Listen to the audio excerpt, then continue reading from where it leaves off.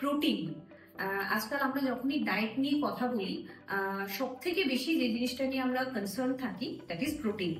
এবার এই প্রোটিনের অনেক ব্যাপার আছে, যেরকম আমরা ম্যাডামের কাছে শুনলাম, লিন প্রোটিন আছে, different types of quality of proteins আছে।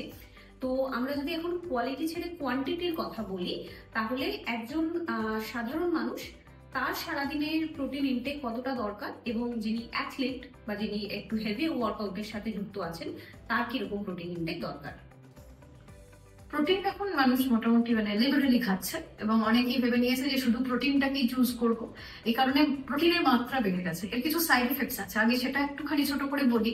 যে এক্সেস প্রোটিন খেলে আলটিমেট ভাবে সেটা কিন্তু আমার কিডনির উপরে একটা প্রেশার ক্রিয়েট করছে। তো যারা ওয়েট লস বা ডায়াবেটিক পার্সন হঠাৎ করে নিজে থেকে শুরু করলেন যে প্রোটিন খাবারটা বেশি খাবো, কার্বস খাবো না, ফ্যাট খাবো না, তারা নিজেদের ক্ষতি কিন্তু অজান্তে ডেকে নিয়ে আসছে।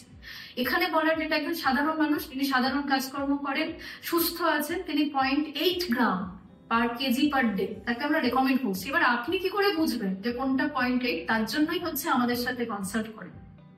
আর যদি একজন স্পোর্টস পার্সন, তার একজন স্পেসিফিক স্পোর্টস নিউট্রিশনিস্ট বা ডায়েটিশিয়ান আছে, দেখা যাচ্ছে তিনি তাকে বলে দিচ্ছেন 1.2 to 1.4 gram per KG per day.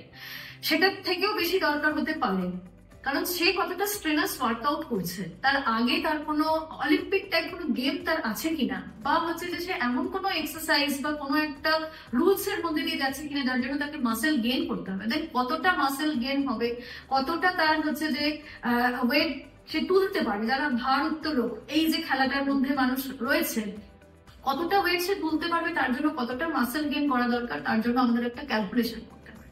সেই ক্যালকুলেশনটা নিজে নিজে করা সম্ভব নয়, তার জন্যই পরামর্শ প্রয়োজন।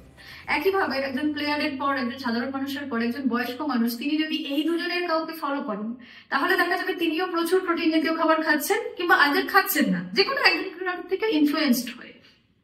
কিন্তু বয়স্ক মানুষদেরও প্রোটিন দরকার আছে, কারণ বয়স বাড়ার সাথে সাথে অনেক সময় হচ্ছে মাসেল লসটা শুরু হয়ে যায়। তো বয়স্ক মানুষকে আমি প্রোটিন খেতে দেবো না, বা বয়স্ক মানুষ নিজে যদি মনে করেন যে না আর আমার প্রোটিন খাওয়ার দরকার নেই, আমি এবার একদম সম্পূর্ণভাবে নিরামিষ ভোজী হয়ে যাচ্ছি, সেটা খুব একটা কাজের জিনিস না। কারণ এসেন্সিয়াল অ্যামাইনো অ্যাসিডস আমরা যতক্ষণ বেঁচে আছি আমাদের প্রত্যেকের দরকার। সেই জন্য একজন বয়স্ক মানুষেরও প্রোটিন দরকার, তার কি সমস্যা আছে জেনে নিয়ে তার অ্যামাউন্টটা বলা যাবে। বাকি দুজনের ক্ষেত্রে আমি বলার চেষ্টা করলাম, কিন্তু এটা ব্যক্তি বিশেষে।